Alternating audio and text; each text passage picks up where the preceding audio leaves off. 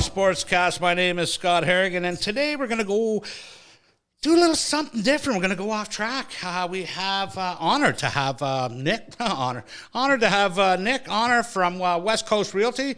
And Nick, welcome to the show. How you doing? Yeah, very well, man. How about yourself? Good stuff. How you holding up in this this little world we're living in right now? This quite a lot. Yeah, I know, right? Exactly. So today we are we're going to talk some real estate and with the evaluations that come back from the property taxes and stuff like that, and what that means, because there is some. Now I don't really know the industry well at all. So, but I have friends in the last couple of weeks that have said, God, my house is up over $1 million now because it went up to, I got my property tax thing came back at $260,000. So now my house is worth 1.5.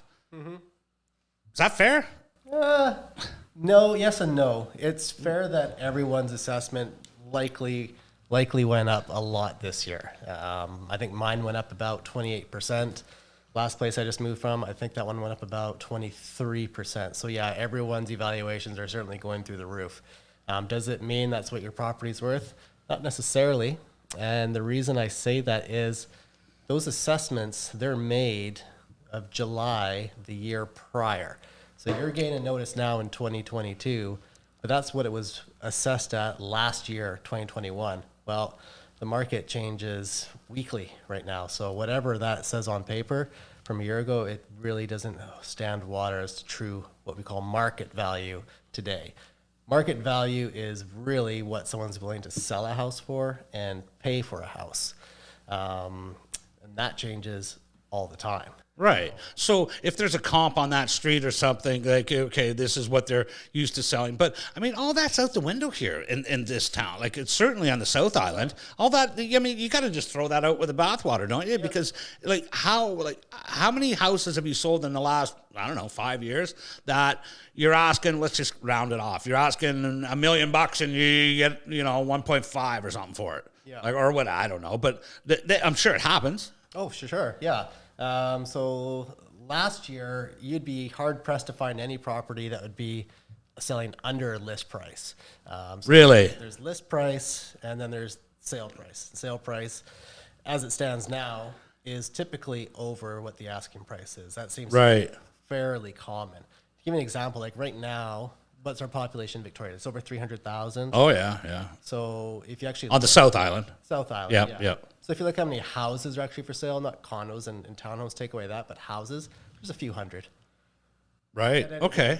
So, but here's when I bought my house in Duncan, the donation house, when I got that, I remember we weren't allowed to bid until all the offers on one day. We were and it was, we couldn't file an offer to their real estate agent until they picked a certain date. And I thought, well, what's, and he goes, because you're going to be paying over.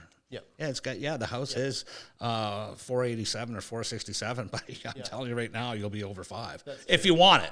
But your offer has to be whatever you think the other 6 people are going to offer. Yeah, no one knows what that's going to be. Is that legal? Is that? Well, I get okay. I'm saying but that's in the favor of the seller. Oh, totally. It's in the favor of the seller because the seller knows, and they're being guided by their realtor, and it's not bad advice as far as what the realtor is telling them. But you're my realtor. Yeah. So I'm telling you, so you put your place up for sale, you're like, okay, what should we do with it? Well, how many other houses are for sale like yours right now? 1, 2. Okay, well, we're going to get a lot of interest in the property. Okay. So it's up to the seller, hey, do you want to take the first offer that comes through your door, or do you want to allow other people to see it? It sucked for us because it was a guessing game. Like you take all the the knowledge that you want or this or that, and you go, wow, Jesus, it's like how much? Like what do you think this house is going to go for? Well, I'd go aggressive. Yeah. So now all of a sudden you're thinking now, well, that's a higher commission. That's like but you know what I mean? It's just that conversation did take place. Sure. Well, and that's the thing. Like, okay, commission aside. Okay, someone goes up a few $1,000s or whatever in their selling price. What's the difference of that as far as a commission for an agent? It's really not much. Yeah, right. It's really not. At least in my mind, I never focus on that. It's not really my mindset. But the hardest part is, well, what would you pay for it? Well, what's it worth to me? What's it worth to you? What makes a good agent? Because there's so many of them, but what makes a good agent? Someone with some experience, and I not take away from those who are new, because we were all new at some point, but where you're at these days is you're trying to find someone who can actually negotiate on your behalf, but keep it together, and having knowledge about the prices in the area and what to look out for trouble spots for houses, especially now when people aren't even putting in conditions in these offers, for goodness sakes. Like how you're going in blind. So you need someone who can really help guide you through the process. And if it's a multiple offer scenario, okay, how do you win multiple offer scenarios, and what's the best approach to take? If you're listing a house for sale, what's the best way to position it where you're actually going to get full market value? I'll give you an example. A house I sold, it was my own house, I sold last year. There was a fellow across the street. He had a very similar house. It was a spec community in West Hills. And he put his property on the market by himself. He hired a company to put on MLS, and he put his property on the market for $1.1 million. I was like, oh, okay, well, that's a high price for the neighborhood. No one's ever done it before. And so he put it up, and the first offer that came his way, he took it. Hey, nothing wrong with that. He got an offer. It was subject to inspections and whatever, but he did sell it for $1.1 million. Okay, awesome. I put my house up for sale. I put it up for sale, but I didn't allow showings for the first few days. I wanted to get a few days of pent-up interest to get people to actually go and see it, ideally in a row. So I had 10 showings in a row the first day I put it on the actual market. I got 7 offers out of it, and I did not take the first offer I took. Mind you, I had the same house as him, and I sold for $1,275. So it's just a different way to how do you strategize where it's actually going to get you that money? Because if he didn't do that by himself, a good agent would have said, "Whoa, don't take the first offer that comes your way." But then again, he didn't have to pay any fees. No, he didn't. Right. Did he offset that with like, okay, well, I would have. Even if he would have, wouldn't have come to $100,000 anyway. Oh God, no. Yeah, right. Of course, yeah.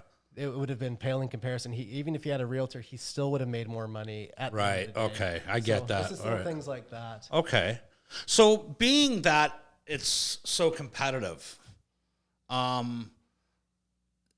what are some tips that you could give people? Like, first of all, Nick, I got to tell you, I don't know how anybody affords a house anymore. I really, honestly, like, I would not want to be. I bought my first house in Ontario on RSPs that I was given $20,000 to pay over 20 years. I don't even know if I paid it back. I'm sure I did. Yeah. They'd be after me, but like that's how I got my down payment for a house, and it was $74,000. I'm not trying to sound old. I am old, but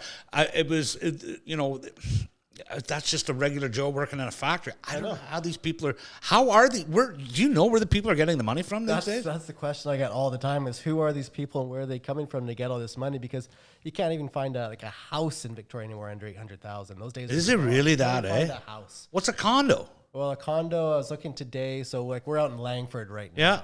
A 2-bed condo, you're going to be starting around $525, $550. Unbelievable. That's 800 square feet in maybe a 5-year-old building. If you're looking for a house, it's $1 million is kind of the really. And I shouldn't say that blanketly, because you do find them less than that. But you try and find a house right now. There's maybe 3 houses for sale in Victoria under 1.1. Wow. It's crazy, but I don't like it, man. It's tough. Yeah. It's hard. Like, I've got 3 girls. I don't know what they're going to be doing when they're old enough to buy a house. No kidding, right? And you think like, you'll have enough houses bought yourself that you give one each. Well, think of this. So if when it gets to the point where like your average house now is $1 million, you're required to have at least 20% down to buy that. Yeah, So you need 200 grand just to even get in the door. play the game. So think how long that takes people. Not many people can save that much money. Yeah. I got in trouble with 200, or it's 2,000. So crazy. yeah. So with getting back to the property taxes and that effect, what does that help or hinder? Like, so the people that actually looked at their assessments this year and thought my house just went up $250,000. Yep. Can they go and say that's the equity I have in my home right now, add that to what they already think, whatever they're, got it valued at? Can they go to the bank and go, I want that equity out? No. So what this value is showing you, it's based for tax purposes only. Right. So that's garbage collection. Everything's going to go up there because the city's budget went up.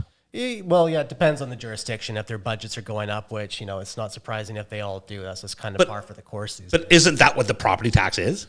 Yes. So your jurisdiction is going to come up with a mill rate, and that mill rate is going to be used to calculate how much taxes you're going to owe for that year. So when people are seeing these big jumps in their assessments, it's easy to think that they're automatically going to be paying more taxes based on that. Right. And that can be true, but it's not always the case. So it's going to depend. So how about this? So if the average assessment increase, so I'm going to use Langford as an example because this is where I live. The average assessment value went up in Langford 24%. Okay, over last year. If your property taxes went up around 24% as well, you probably won't see an increase in your actual taxes. If you let's say 28%, 30%, you'll see an increase in taxes. It's your taxes relative to how much your property went up over the average in the area. So if everyone's going up, 25, 30%, and yours are too, you're probably going to be in the same boat. You're probably not going to pay too much more. Wasn't there, was it, the West Shore never had property taxes, or wasn't there a time when that wasn't a thing? Or there's always been taxes.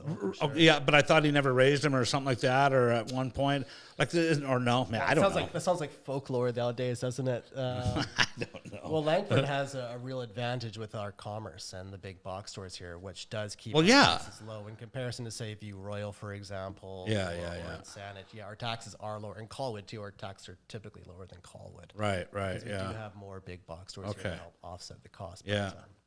Would amalgamation, would that help real estate, or would it hinder it? Amalgamation. You mean like everyone coming together? Yeah, well, all the municipalities, because I'm sure property values vary from municipality to municipality, no? I can't, that's going to differ. We have here, we have a big community and it's growing all the time. But if you look at someone like View Royal, they have a smaller community and less to kick into the kitty. Right. So would it help real estate as a whole? Well, if you're referring to real estate values, I wouldn't make a lick of difference as far as I'm concerned. No. Because it's still where you are on the island that's going to ultimately matter the most. Do you find that people are moving more up island, north? Yeah, a lot of people. So Duncan's on fire, Nanaimo is on fire. You start heading up to, say, Courtney Comox area. That's always Parksville, Qualicum. Parksville, Qualicum, yeah. You're going to be dealing with a little bit more of a retiree community up there. Yeah. But I'm inching closer and closer next. Like Mill Bay, Shawnigan area, Cobble Hill. Those are all. Malahatso, north. All of a sudden, hey, it's not so far anymore if I'm saving. I know, right? You couldn't get your stove fixed if you're in Langford and you called a Victoria guy. No, I don't do that. What's funny is people, I shouldn't speak for everyone, but, there's always been a bit of resistance to say, I don't want to drive to Souk because it's too far away. But they'll happily go to Shawnigan. I'm like, well, that doesn't make any sense. It's unbelievable. It's unbelievable. They'll go to the 17 mile, but they won't go to Souk. Yeah, I don't know. And Souk's a beautiful community. I love Souk. I lived there for 7 years. I absolutely loved it. It's gorgeous. It's just stunning. And the people, like and when I was there, it was very much town driven. You know what I mean? Like you really had to fit in and not be a shithead. Like they don't put up with that. Like the people are just so down to earth that if you're a good guy, you're in. You're a good person, you're in. So no, I enjoyed my time in Souk.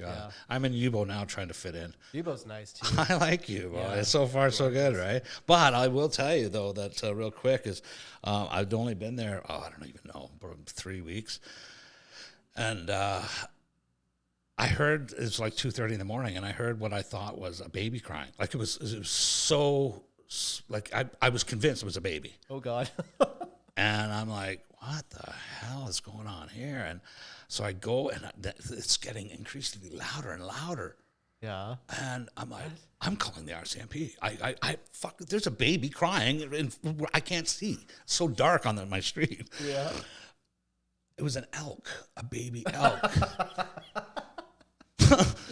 Now, could you? It was, and then you hear that as I got out in the street, it's pissing down rain. I'm like, I could hear the mother calling back, and the two of them were trying to meet up. And I'm like, holy fuck, I've been here 3 weeks. And if I phoned the RCMP, well, there's a baby crying. Like, how long you lived here, buddy? And I'm like, whatever. So if you're selling a house, Nick, like for part of your strategy, if you want to, I'm not trying to tell you how to do your job, but if you're selling a house in Yubo, just say you might hear a baby crying at 2:30. Don't be worried about it. Don't be worried. Don't stress about it. It's just a moose. Just a moose. So, what are some tips? Like it's I know, right? What are some tips that you can give a client in a competitive market right now that may or may not sway the seller?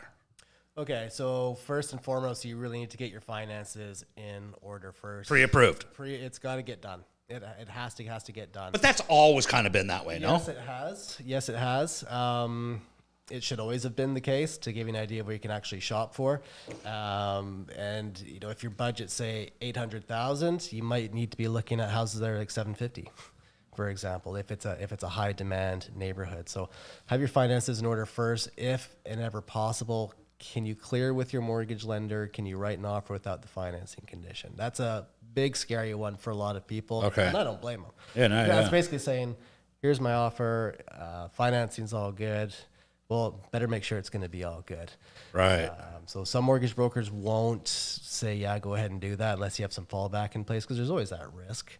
But some will. So have that in place first. Know your budget and stick to it.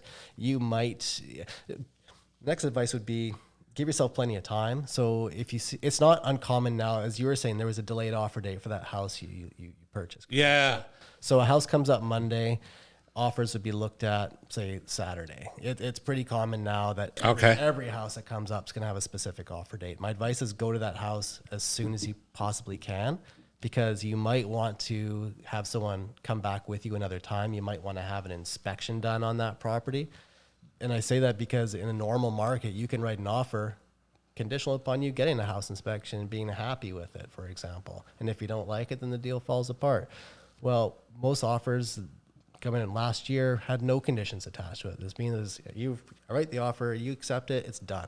Wow. There's nothing attached to it. So what people were doing their house inspections prior to writing an offer. Oh. So house comes up Monday, you go and you like it, book a house inspection the next day if you can. Now, doesn't the seller have to agree to an inspection? Yes, they do. Yeah, they do. So what happens if you want, so let's just say that I know my realtor told me, I know you like this house. I talked to his realtor or her realtor. There are 6 other people. Mm-hmm. Would my inspection be good for the other 5? No. So why would all 6 of us have to get an inspection? You don't.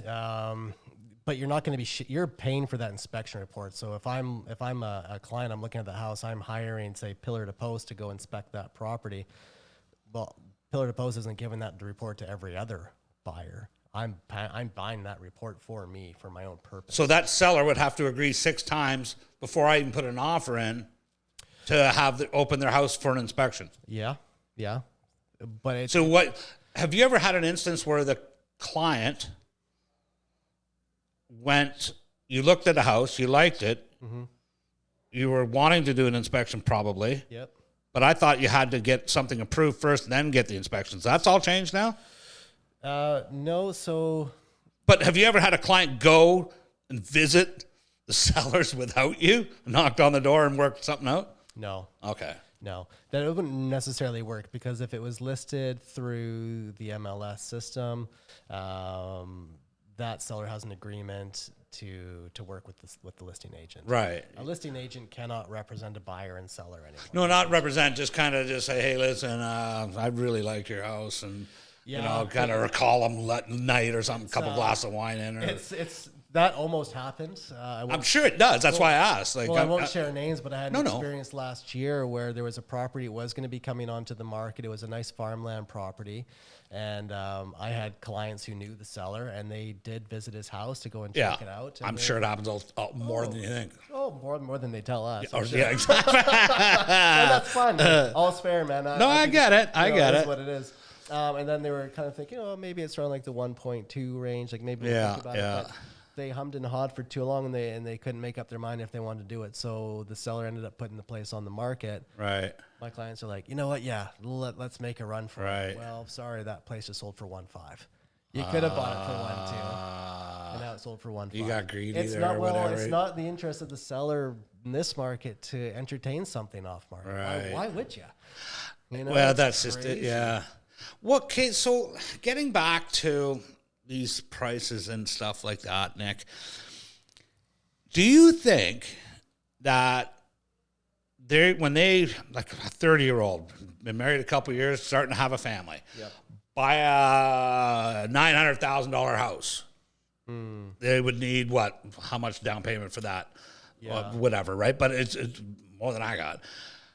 Do you think the lender is like, well, there's a suite, and you can get an absorbent amount of money right now with rent? Because I'll tell you right now, I'm appalled. As a homeowner, I would be.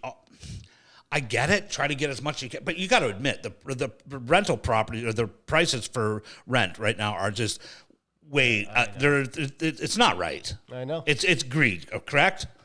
Well, it's going up at a rate that is quite alarming. It is kind of offset by the fact that people are paying that much more for their houses, though. So it's got to balance out somewhere. But I agree with you. It's crazy. It is not. Yes. But do you think that the reason that they have to charge the exorbitant amount of rent is because either the lender or the mortgage broker said, you're coming in just right about here, but if I show that you can get $2,400 for a 1-bedroom, then we can push you this through. That's exactly right. Yeah, and that's exactly. So people shouldn't be pissed off at the homeowner as much as the institutions. Well, the biggest thing right now for people to even get into this market is having that secondary rental suite. Like, not many people can buy this house without it. People need that 1-bed, 2-bed suite. So when the lender's looking at that, they can either afford X amount for a house without a suite, or they're not going to find it, or they need to find a house with a suite. But then the lender needs to say, well, what would be the projected rental income? Right. Okay. And I need to be able to show the underwriter that you can get at least, $1,500, $1,600 for that one suite or bachelor suite, which would have went for $800 a couple years ago, maybe a few years ago. But right now, last year your average 1-bed was around $1,300, $1,400. Yeah. And now you can be $1,500 to $1,800 for a 1-bed. No parking, no parties, no pets, no smoking. Exactly. In fact, we want you to be in bed by 9:00, and we want $1,900 a month. I know plenty of people who would happily take less rent for a good tenant. 100%. Yeah. In Souk, I had that in Souk, where I don't think she raised the rent the whole time I was there. Yeah, because if you start charging the highest amount all the time, you're gonna have a higher turnover. Because all you're gonna have. Yeah, but how are they gonna pay their mortgage if they don't? Like it's like, you know what I mean. So is it gonna bust? Are we done? Is this gonna implode? We have a supply issue more than anything else. Really? So we just don't have the supply to really back anything up. So even if interest rates do go up, which they will. Unless we're talking a shocking amount of interest going up, if we're going up 1%, 0.5%, 2% over the years, it's not going to change anything. Because so you don't see this like unless, back, what was it, 80s and 86 or whatever, where the interest rates went to 18% or something. Like, do you see that happening? Is that what the banks would want to do? Just collapse the economy? Probably. No, but there has been a track record of it happening. True. So what would it take for that to happen? Like, COVID's not a good start. Like this is this hurt or it seems I have a few real estate buddies like we are, and booming. booming. Car sales, booming. Booming. It's some industries are just like they've taken this COVID and went, oh, thank you, COVID. No one, I didn't see this coming. You know, Nobody. When it first happened and they were talking about the sermon, I'm like, God, what's going to happen this year? It's the first time like a lot of people going, God, is this really going to affect the real estate market? Nope, it did not. And it's not just us; it's nationwide. It's the U.S. as well. The U.S. It's everywhere. It's having such a big thing too. All of a sudden, some people have more money because they're not going out. They don't have vacations. They don't have a social life anymore. They're staying at home more. And some people work from home now more than they did before. That is going to become the new thing too. By the way, it already is. Yeah, absolutely. And all of a sudden now we have more demand for bigger houses, bigger properties, a fourth bedroom. Until our inventory increases, at least I can only speak for our city. I don't see this changing in this year. Not this year anyway. But you do see an influx of people moving from here, taking the big payday, and heading up island. Yeah, but you do see like that's like there's like you can get top dollar here in town. Sure.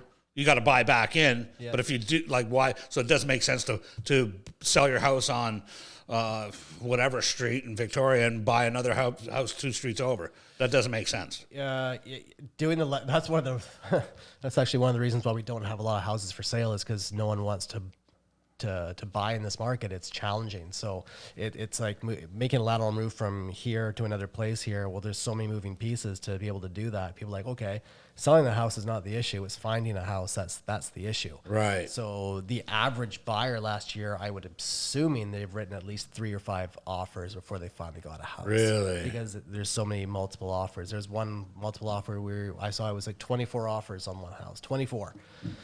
So people are like, I don't want to put my house on the market because I don't know where I'm going to move yet. So you need to be able to speak with your agent or your lender about finding a way to actually set that navigate through that. You can do it because it is a process. Sure. That's the biggest challenge. But further your point, yeah, some people do leave here. I've more friends that I have are like, okay, we're either like packing up and going to Mexico or something. Yeah. We're out of here. Like this isn't, but given the population of the city of Victoria and its troubles and all the stuff the hardships that they're going through, stores closing and crimes and all this other stuff. It's not the same city anymore. I agree. Yeah, it's not. And the West Shore's not the same city it once was. Is there too much? Can there be too much now where I hear people in Langford going, hey, we're closed. No more. No mas. Like it is happening. We are definitely running out of the large abundance of land that we have. Infrastructure, years. Traffic. Good thing about Langford is they find ways. I know, Stu. As a sports, because predominantly I'm a sports dude, as you know. Yeah. He just does it right. Everything he does. Like Starlight Stadium, no parking, no, you don't have to pay for it's just everything he does is for the community, for the people. I've lived out here for probably over 10 years now. Actually, more than that, and I haven't heard anyone say one negative thing. Quite honestly, no, yeah, you can't, right? I've moved within Langford now 3 times now, and every time I'm like, oh, maybe I'll look out in Victoria or Sandwich, but I like it here, man. Like I like how it is. Me too. It's a good vibe for sure. I like how it's growing the way it is. Yeah. So I say they could find a way to put a house anywhere here these days, man. Like I was in West Hills before, and those are 3,000 square foot lots, 4,000 square foot lots, where any other municipality would have been like, it's an 8,000 square foot lot. Let's make that one house. It's like, it's Langford. We're going to put 3 houses. Exactly. Yeah, exactly. Well, we're going to become good friends with the neighbors. How competitive is real estate? Like is business and ethics and like is it is it one of those? Is it cliquey? Is it what is it that in the industry itself that do people help each other? Real estate agents help? Yeah. So I'm entering my 14th year now. I know. Not bad for an ex-bartender. I know. Not an uncommon thing, actually, for bartenders to go into sales. But I remember when I first got started, a lot of people would lend me their time just to speak with me and talk to me about it and help kind of get my foot in the door and know what to expect. there's a lot of helping in the realtor. Is there, eh? Yeah. Okay. It's competitive. We're all trying to kind of get the same listing or win the same house. But when you take that away, we all get along together very, very well. Okay. I was surprised too. Like I imagine car sales may be a little bit different, where it's a little bit more cutthroat. No.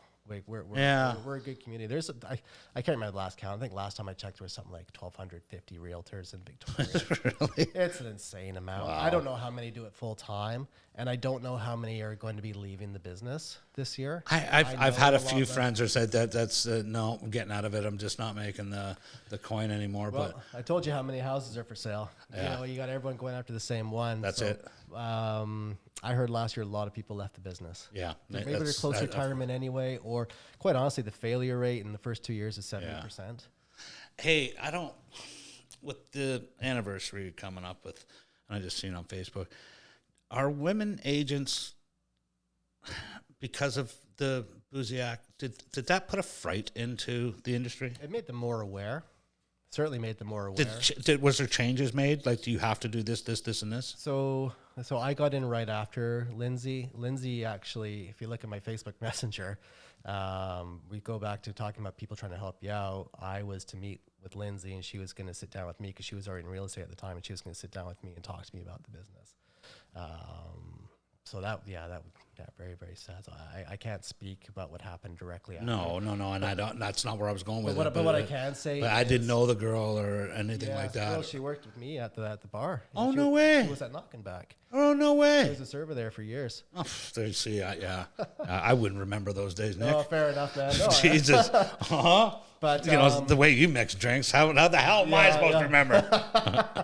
But we I didn't know that. Us realtors, we have our own private Facebook networking page that we speak with. Just like the food and beverage industry. Exactly. Anytime there's something suspicious going on, there's a suspicious client or caller that's calling people or emailing agents, we put it on blast on our. Since then or prior? I can only speak to when I got in the industry in 2008. And you did it then? Well, Facebook wasn't as predominant back. Oh, right. Yeah, of course. Yeah, we do talk about it quite a bit still. Is it an issue today?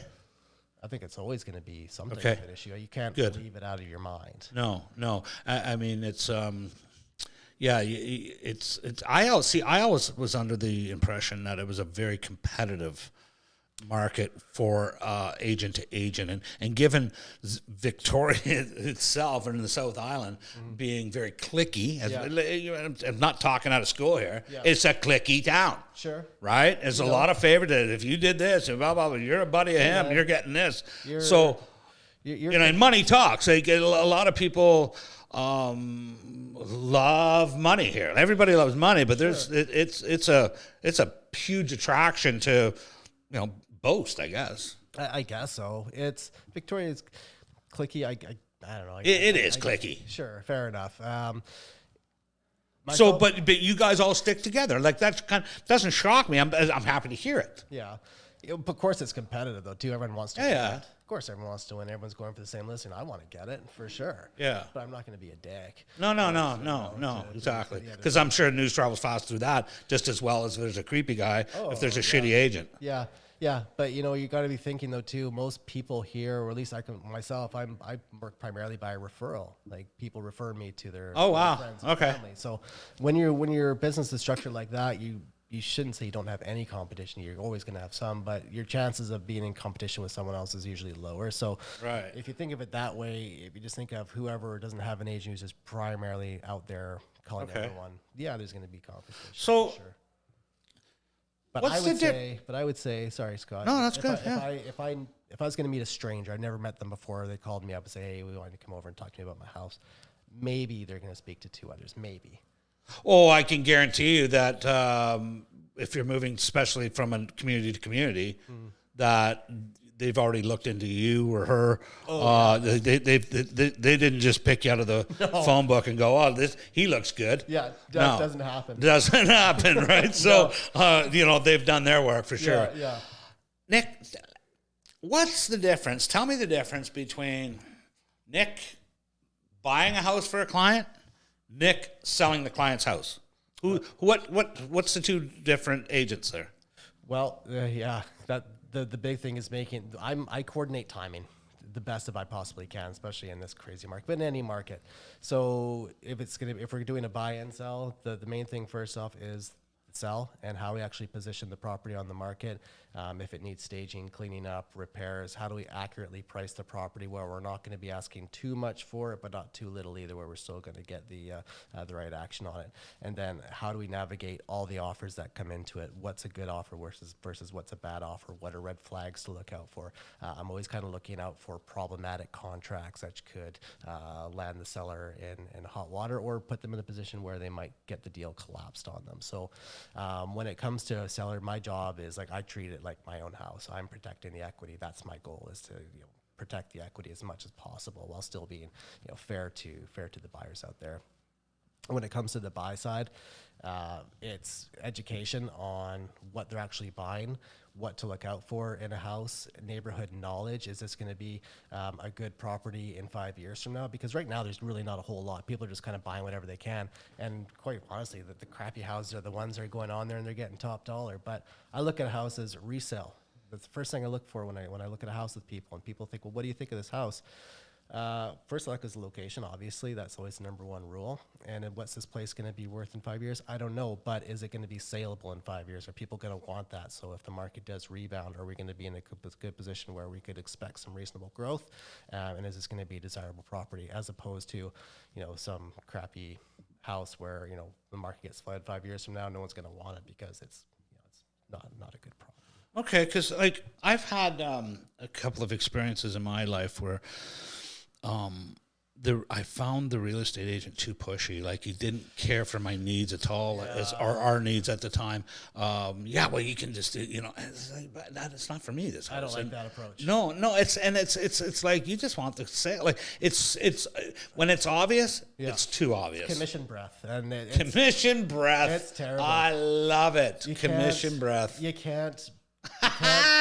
That should be on a shirt. Tell me there's shirts made up like that. No, maybe some downstairs. Maybe, yeah. You can't sell someone a house they don't want. No, it's really it's off-putting. It's a process of elimination, and I've shared this story with other people before.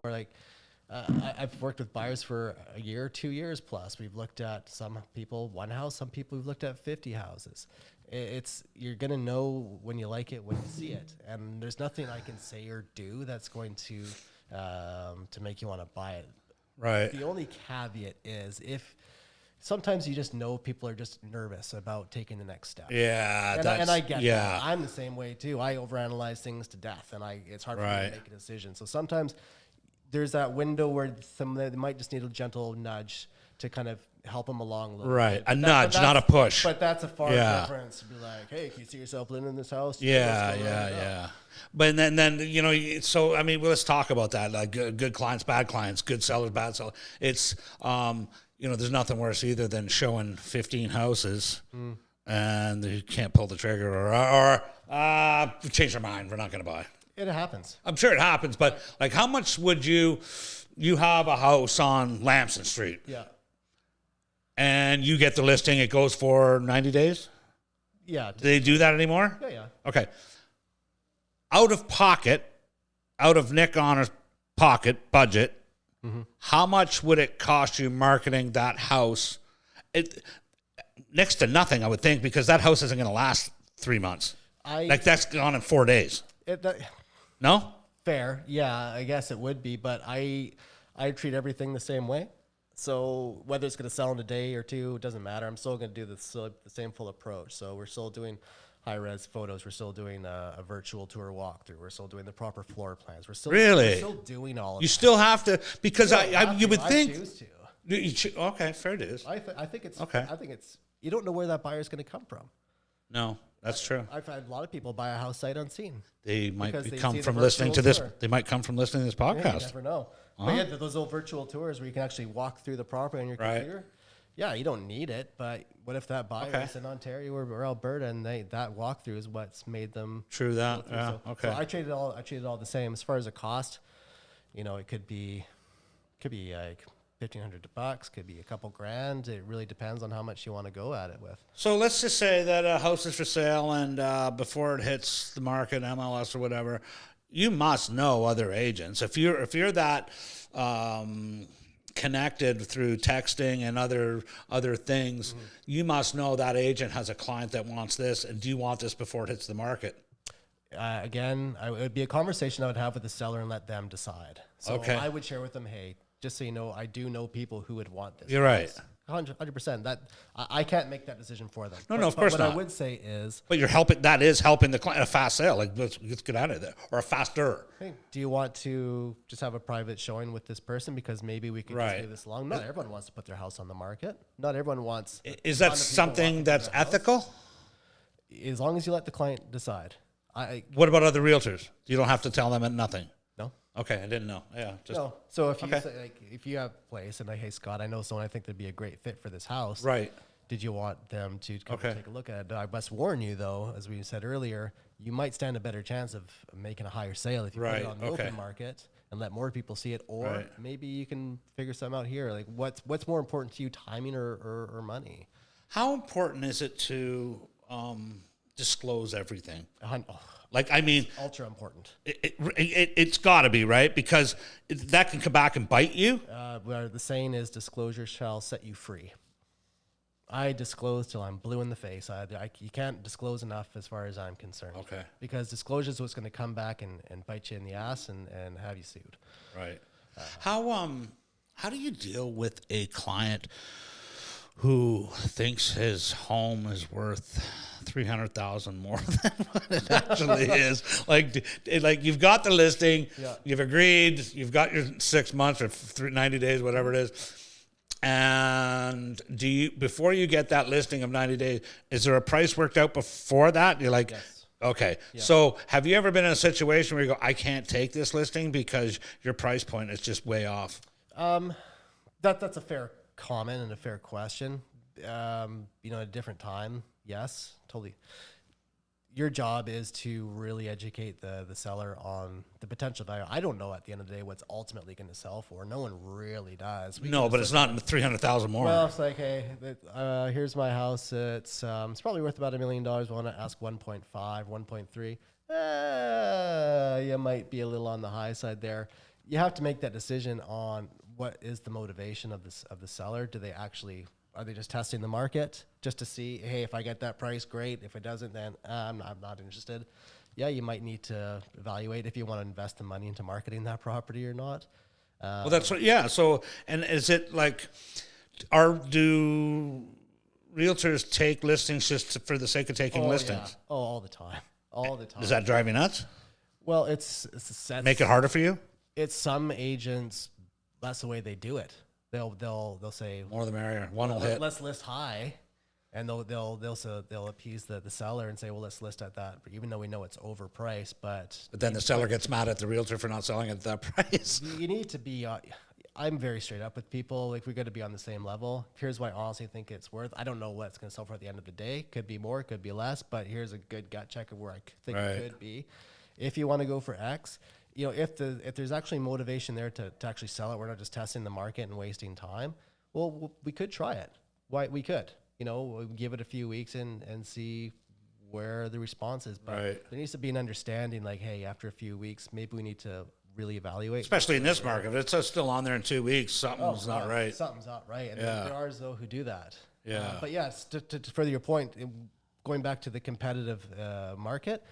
Yeah, an agent will quote a higher price to get the listing over the other people he's competing with or she's competing Well, with. that's But then kind they'll of just lobby for price reductions later on, and that's how they'll do it. So they'll say, okay, well, But that's not good. Like, once people see it going down, all right, they're gonna and people are a lot smarter now buying a house than they are. Like, they've watched this market, they know this. It's the biggest investment, right? So, yeah. I mean, if you see that it went on for 1.5 and now it's 1.2, Yeah. they're gonna go, well, I'll give you 8 or not obviously not. But what I'm saying is, it's not. That's gonna backfire on the seller, I would imagine. it can. It depends how long they want to leave it hanging out there at Right. that high price for, because it comes to the point where people go, what's wrong with it? Yeah, and greed always does at the end of the day. And maybe the seller will take less, but Well, he has to. well, yeah, but I'm not, as a listing agent, I'm not allowed to tell anyone else that.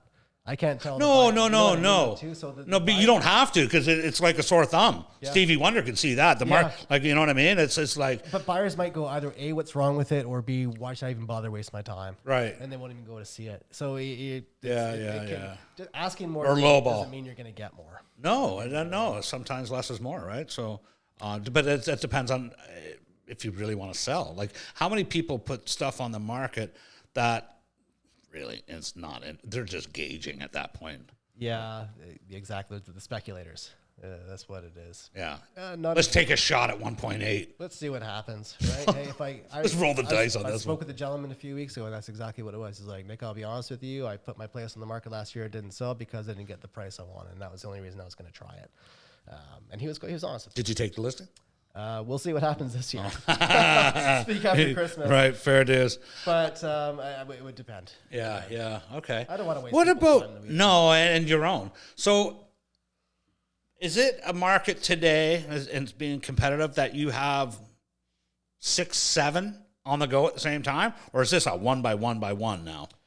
Well, with Because of the inventory. Yeah, well, the inventory, that's the thing. Like, you can get a listing, but it's gone in a week. So having that 6 or 7 at one given time, it happens, but they sell so quickly. It's hard to keep that level of inventory going at any given time. Are you taking listings now and other things that you wouldn't normally do, like mobile homes and done mobile manufactured? Like, I tried to buy a mobile home there a couple of years ago. It ended up being a pain in the ass. It could be a challenge. Yeah, because it you was need to have more- really, you need to have more money down for it. It's not a simple traditional mortgage. Yeah, exactly. But it was so many different rules of plumbing, and it had to be this and that, and Yes. oh Jesus! It needs a certain electrical. Well, and when my agent, not to put her down or nothing like that, she goes, I don't think they teach this in real estate school. It's not common. So I don't know It's a why the insurance wanted like $4,000 a year. Oh, really? For the insurance, yeah, because this coupling had to be brass and this, and then it had to be replaced then, and but the real estate, like, so we're asking for disclosure, and the guy that did the inspection signed off on it, said good. Yeah. By the time I got to the lawyer conveying it, it was like, no, this isn't good. The lender said no. The insurance company said no. $4,000 a year. So yeah, it was good. So, but do you find because there's hardly any inventory that you have to go over and educate yourself more on different things to fill that void to get the next listing? Yes and no. Like, I kind of know what I like to work on. I don't specifically go after that type of property. Nothing wrong with them whatsoever. And I've helped buyers buy them. And It's a big thing now. It's a unique process, that's for sure. Yeah. It's a different set of skills. I deal a lot with new construction, resale houses. And that type of Right. thing. Okay. I'm actually getting more interested in multifamilies, so fourplexes, sixplexes, Oh. that type of thing, and Wow. how that works. And, Do we have them here? Oh yeah, we got lots Where? of them. Yeah. Really? Oh yeah. Okay. So I like that. But there's only so many types of properties to sell unless you're going to start looking at commercial. Yeah. And, Okay. but it is good to we have to sharpen our skill set every year anyway with further education. It's not an easy test. Like, I've had a couple of people write that real estate exam, and it's not easy. No, It's like you get a motorcycle license easier than that, and they fail everybody the first time. Like, That's true. It's not an easy test to do, is it?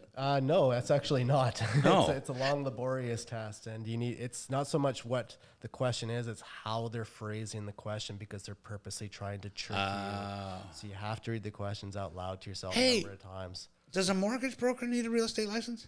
They need a lending. I can't remember the proper term of it. They don't need a real estate license, but they need a license too. Shouldn't they have a real estate license?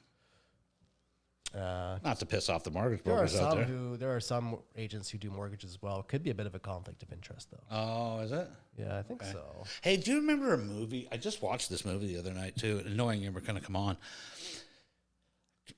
I'm old, Nick. I can't remember the name of the movie. It had to do with AAA mortgages, AA, and the guy bet against Oh yeah, The Big Short. The Big Short. Yeah. How accurate was it? It said it was a true to life. That was it. It was a true story. Yeah. How did he know that? I don't know, man. Did you see it though? I've seen it a couple times. Did it make you cringe? Were you pissed The off? first time I was pissed very off. confused. The second time I was like, oh my God.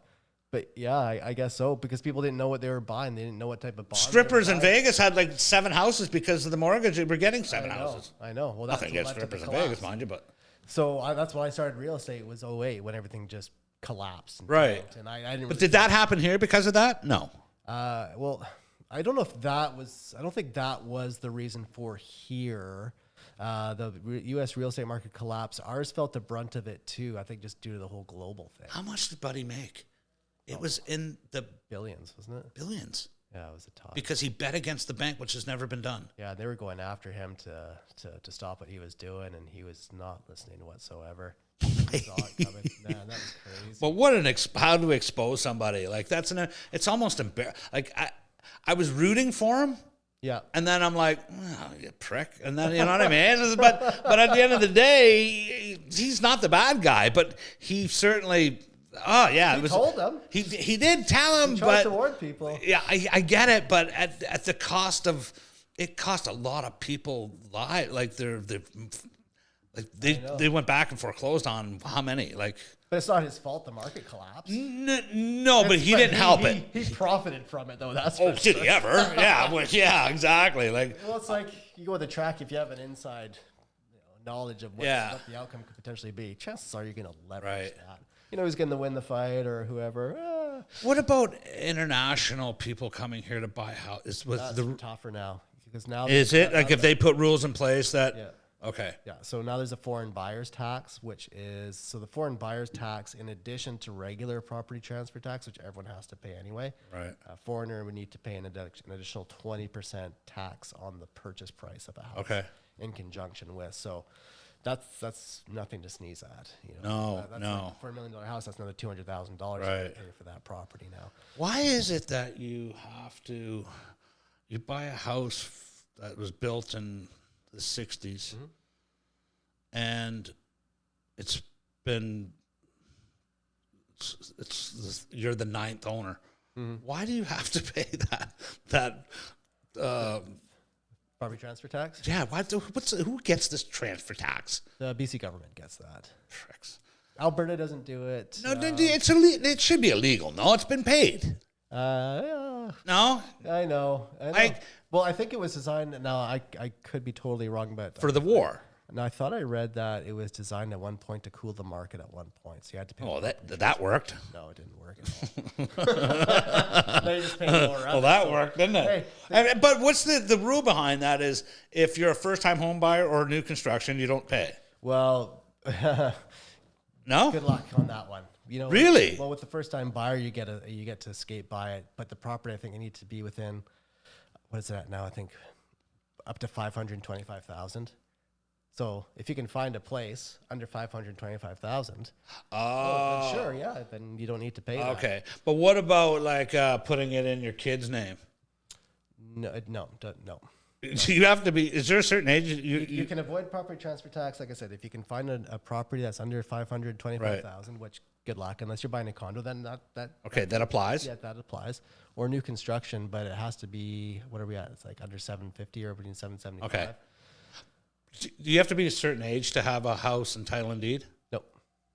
So technically, I don't think so. Well, no one tried to buy a house for their 12-year-old with me before, so I can't speak to that. No. What I'm getting at is the property tax. If you buy you own 6 condos. Yeah. And I can put it in each one of their names under $500,000. Well, they would need to be the principal owner of the property. They could never have owned property anywhere in the world before. Yeah. And they must be the only person on title. Yeah. So if that would be the case, that would work. I guess it would be. You're welcome. You're welcome, people out there.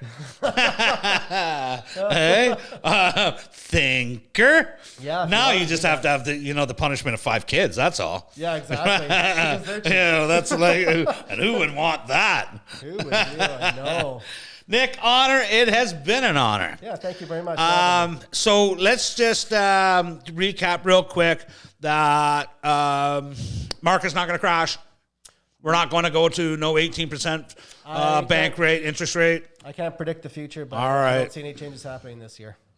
And if when we do start seeing a change, it's going to be gradual. It's not going to be, like flicking a switch. Okay. It'll be a gradual build. But I don't see any major changes till we get more houses. So we're all good. Price is going to come down. Is it going to level out? Is it going to, not, eh? No. Okay. Sadly All right. not. So how do people get a hold of you, my friend? Yeah, so you can go to my website. It's nickhonor.com, NICKHONOUR. That's my website. You can also find me at Sutton Group West Coast Realty, and my number is 250-686-8989. Nick, pleasure to have you on. Thanks It's good to see you. I haven't seen you in a long time. Yeah, good seeing you. So, let's we'll do this again if I have any real estate questions. Happy to help, buddy. Awesome. Okay. Well, folks, that was a little off topic from the sports, but that's what we're doing now. We're hoping to have a wannabe mayor, he is running, Stephen Andrew on the show this Saturday, actually. And that's what we're going to do. We're going to reach out and talk a little bit things that doesn't reflect on sports. So I hope you enjoyed the show. Get a hold of Nick. Great guy. Honest guy. You can tell that, obviously. And that came through on this interview. So with that, peace out on this one, and see you another time.